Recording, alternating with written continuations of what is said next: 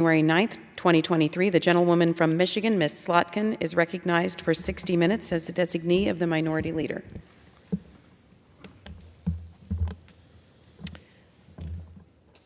Thank you, Madam Speaker. I ask for unanimous consent that all members have 5 legislative days to revise and extend remarks and include extraneous material on the subject of my special order.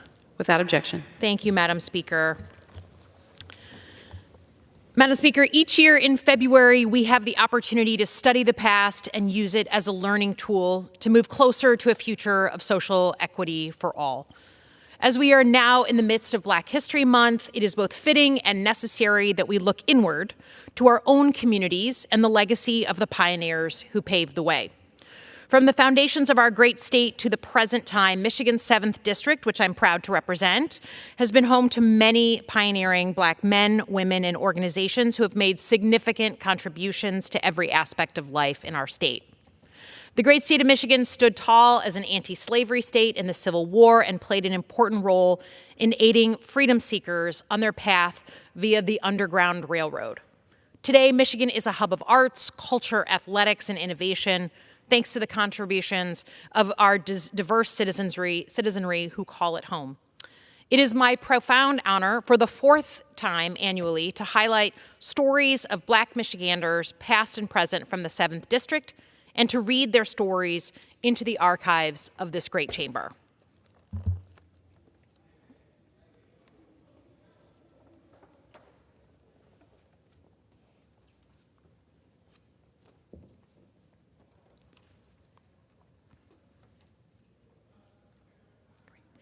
Madam Speaker, today I pay tribute to a legendary Lansing family that has broken barriers across generations and continues to make history to this very day.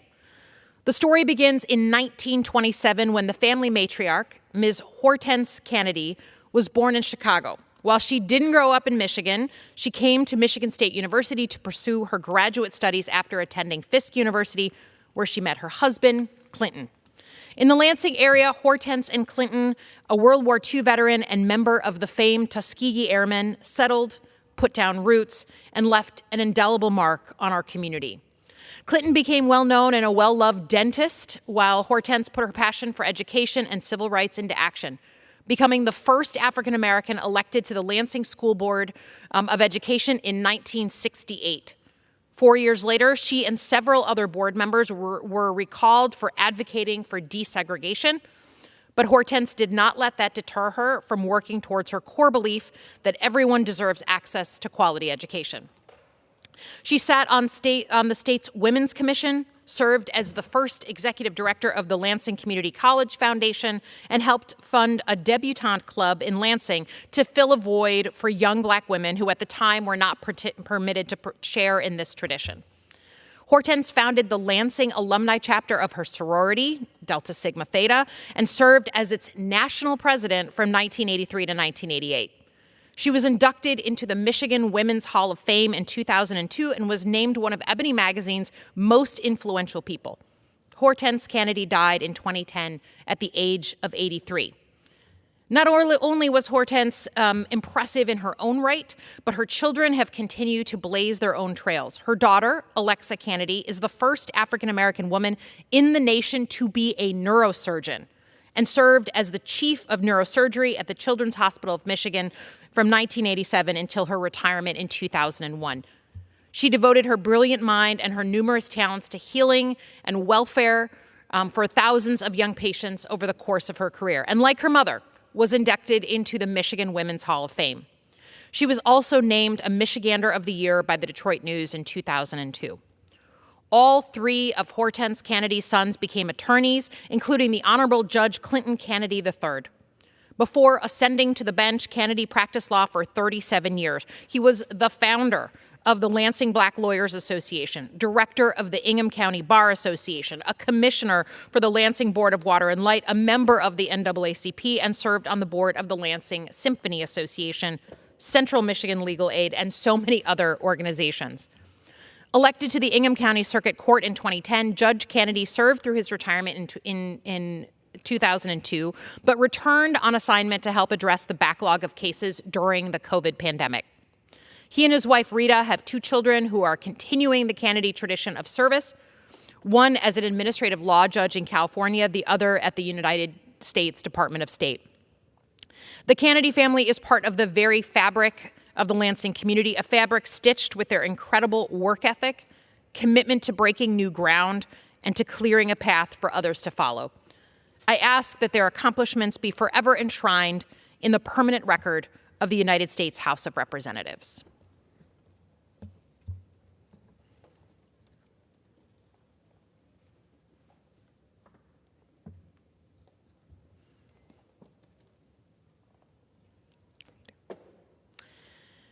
Madam Speaker, today I honor the groundbreaking service of a Livingston County woman who never even planned to live in the area, much less to make history there. Fortunately, life has had its own plans for Elsie McPherson-Brown, and the community is so much better for it. Livingston County sits at the crossroads of several major highways, and when Elsie McPherson-Brown was driving one of them to go visit some family and friends, she took a wrong turn and ended up in the northern community of Hartland, Michigan. Elsie liked what she saw on that unexpected outing, and after further investigation, including meeting with the superintendent and school principals, she convinced her husband to relocate from Hartland from Detroit with their 2 elementary school-age boys. It's worth noting that Livingston County was and remains to this day an overwhelmingly white community, but Elsie and her family were undeterred. From the beginning of their time in Hartland, Elsie dove into community service, volunteering in her kids' classrooms, organizing fundraisers, chairing Teacher Appreciation Day events, and serving on the PTO. In 2003, Elsie took her service to a new and historic level when she successfully ran for the Board of Education of Hartland Consolidated Schools, becoming the very first African-American woman and only the second African-American in modern history to be elected to public office in Livingston County. Her story is not without challenges, particularly when it comes to race relations. She often shares how a grocery store manager insisted her personal check was fraudulent because he refused to believe that a black woman in Livingston County was living in Livingston County and at the address that was stated, or the local police officers who questioned her youngest son and refused to believe he was simply heading home for the same reason. But Elsie chose to rise above and set her focus and her intentions on the things that she loved about the community and the commonalities she shared with her friends and with her neighbors. Supported by the voters, Elsie served 10 years on the school board and fulfilled her goal of having a voice in shaping the education of the next generation. She was known for her calm demeanor, her colorful outfits, and the many hats she wore about town, perhaps representative of the different hats she wore in life: wife, mother, advocate, trailblazer. While she has stepped down from public office, today she continues her life of quiet service to the community in her work in the Livingston County Sheriff's Office. Elsie McPherson-Brown may have stumbled onto Hartland accidentally, but it's no accident that she changed the course of Hartland's history. Her story deserves to be told, uplifted, and forever preserved here in the permanent record of the People's House.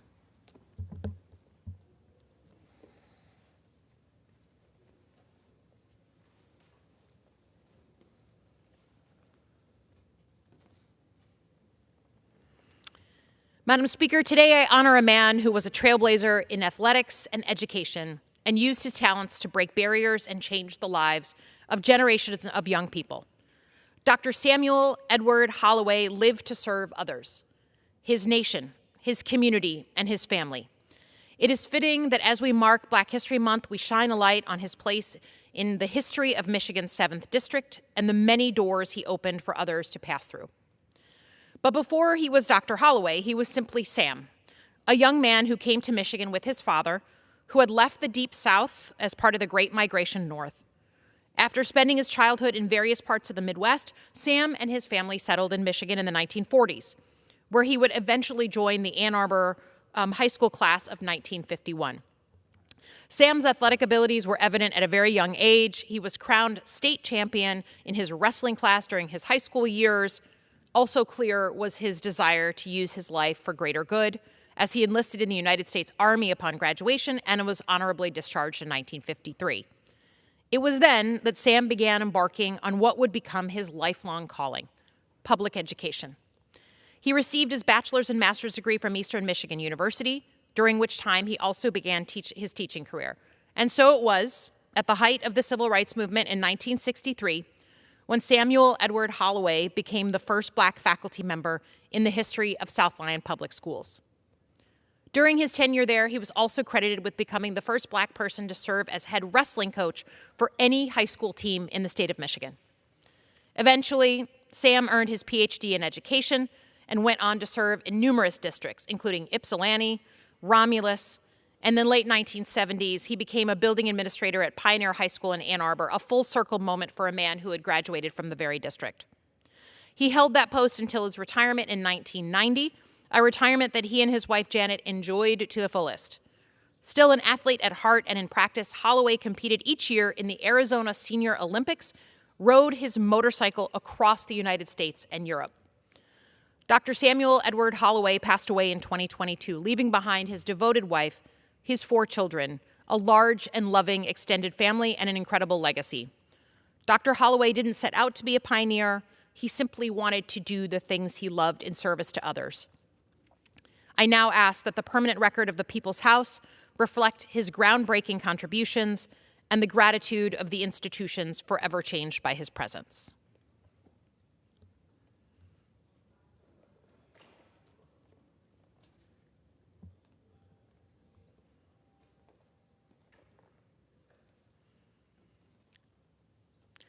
Madam Speaker, today I pay tribute to 2 of the most beloved residents to ever call the St. John's, Michigan community home, Orrin and Lavina Wilson. Settling in Clinton County post-Civil War, the Wilsons were, quote, a power couple before the term existed, but it was never about seeking power for themselves. Rather, the Wilsons lived their lives in quiet but devoted and groundbreaking service to their nation and to their neighbors, and forever changed the face of St. John's. Orrin was just 16 years old in 1864 when he enlisted in Michigan's all-Black regiment, the 102nd United States Colored Infantry, Company K, out of Kalamazoo, Michigan. He served until the war's end and returned to Michigan, where he met and married his bride. The two would soon settle in St. John's, where they lived for the next 60 years. In addition to his military service, Orrin was a trailblazer in so many ways. First, he took up the trade of barbering and owned his shop for nearly 50 years, serving a mostly white clientele out of the Old Steel Hotel in downtown St. John's. He was also a founding member of the local chapter of the Grand Army of the Republic, a national union of Civil War veterans, and served as its post commander for a time. Not only was he the only Black member of the St. John's Charles Grissom post of the Grand Army of the Republic, it is believed that he is the only Black man in the state of Michigan to hold such a leadership position outside of the all-Black posts in cities like Detroit. Lavina was a trailblazer in her own right, serving as president of the local chapter of the Women's Relief Corps, an auxiliary organization of the Grand Army of the Republic. The WRC not only supported the mission to aid Union veterans, but also assisted former Army nurses and promoted patriotism through education.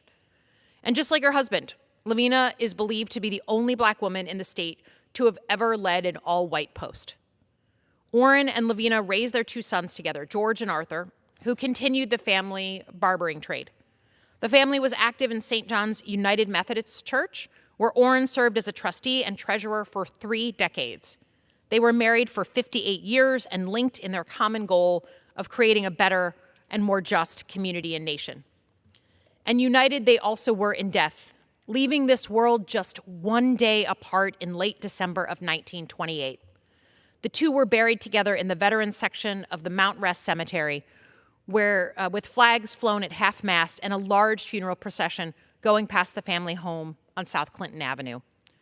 May their life and story be a memory and a blessing and an inspiration to all of us, forever preserved here in the permanent record of the People's House.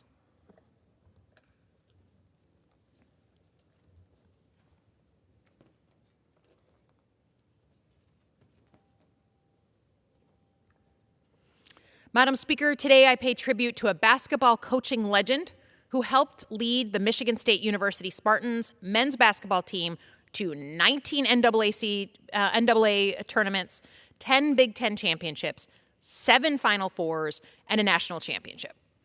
But as impressive as those statistics are, former MSU assistant coach Mike Garland quite literally came back from the dead and is now using his second chance at life to pay this incredible gift forward.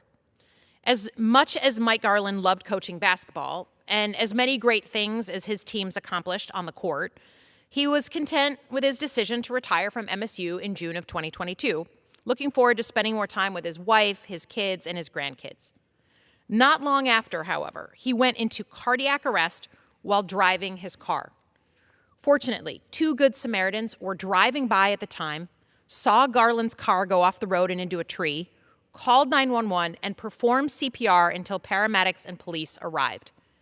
In total, 13 people worked on Garland for an agonizing 18 minutes to restart his heart. It turned out that the electrical failure in Garland's heart was the result of a birth defect, one that required open heart surgery to fix. 3 months later, Garland was back up and running, quite literally, on the treadmill. Not long after he honored all of those who helped save his life with an emotional public thank you at the MSU's Breslin Center, home to many of his greatest coaching moments. Today, the Breslin Center is also home court for his new passion, a foundation he launched called Champions of the Heart.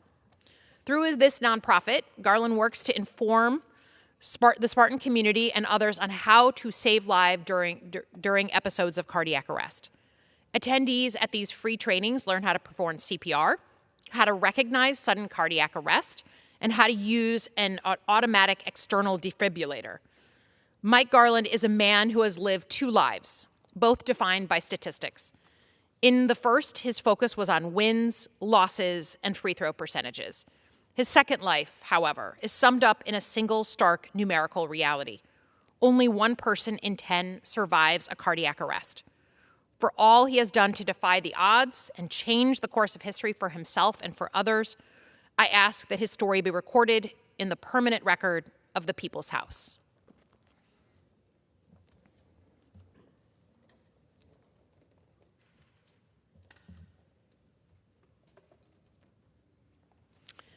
Madam Speaker, I rise to honor a woman who defied not only the odds, but her own family's wishes to become a pioneer in the pulpit at a landmark Black church in Livingston County, Michigan. Though her father was a devout Baptist preacher in the early part of the 20th century, Lillian Archibald was taught from a young age that ministry was strictly for men. The 4th of 5 children, Lillian's father was clear in his message to his daughters: love the Lord, but find another calling of work. Skeptical but obedient, Lillian attended a business college in her hometown of Memphis and spent time as a missionary before starting a family of her own. Tragically, the youngest of her 4 children was killed in 1977 in a crash between a car and a train. Despite her profound grief, Lillian took solace in her unshakable faith and made the decision that it was time to answer the call that had been placed upon her heart. Lillian enrolled at Payne Theological Seminary and enlisted in the ministry at age 50. She spent some time as an itinerant elder before being ordained as a full minister in 1985. And of course, she broke the news to her father, who she says grew very quiet before finally giving his blessing. She brought that blessing to Michigan, first serving 6 years assisting the pastor at a church in Jackson, Michigan, before being assigned to pastor St. James African Methodist Episcopal Church in Brighton, the only African-American church in the predominantly white Livingston County, in 1990.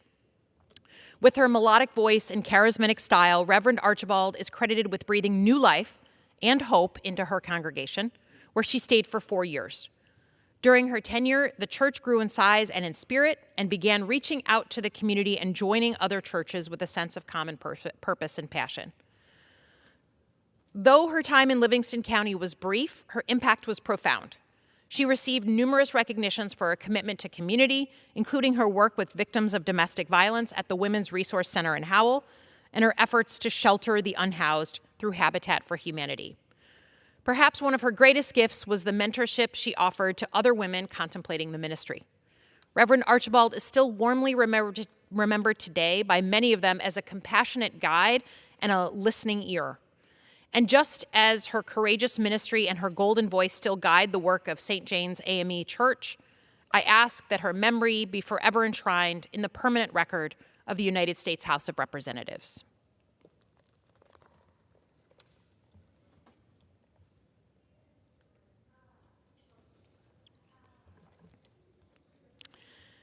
Madam Speaker, today I pay tribute to two members of the Michigan State University faculty who have contributed to the rich artistic landscape of our great state and helped shape the next generation of musical talent, all set to a distinctive jazz beat. As a young recording artist in Detroit, Rodney Whitaker likely never imagined he would one day build and lead one of the most distinguished jazz degree programs and performing faculties in the world. But the legendary bassist, known for his distinctive bear-sized tones, today serves as director of jazz study at MSU, a program he has transformed into a world-class training ground whose students have gone on to perform alongside some of the top jazz artists of the world. It's a case of those who can do teach, as Whitaker himself spent 7 years as a bassist with Wynton Marsalis, the Septet, and the Lincoln Center Jazz Orchestra, followed by a quarter century touring around the world, collaborating and performing with legendary jazz artists from Dizzy Gillespie to Diana Krall. And he continues to teach master classes at universities around the world, all while serving as the artistic director at the MSU Professors of Jazz, the East Lansing Summer Solstice Jazz Festival, the Dr. Phillips Center Jazz Orchestra in Orlando, Florida, and the Gathering Orchestra in Detroit, to name a few of his many involvements. He has earned one of the highest distinctions in academia, the title of University Distinguished Professor, and he is proud to serve as a special assistant to the Dean's Office, directing the College of Music's diversity, equity, inclusion, and belonging efforts. In 2006, he was nominated for the Juno Award, Canada's equivalent to the Grammy, and in 2011, he received an Emmy nomination. Just last year, he was named 2023 Detroit Jazz Hero by the Jazz Journalists Association. But strip away all the titles, all the awards, and Whitaker is simply a man who understands the power of the gift that he has been given and the necessity to pass it on. In his own words, Dr. Rodney Whitaker said, quote, "That is my truth. I love passing on the knowledge of history and music, and it's life-changing to see that light bulb go off in someone. It certainly changed my life. For all the lives he has enriched, changed, and set to music, I ask that his contributions forever live here in the permanent record of the United States House of Representatives."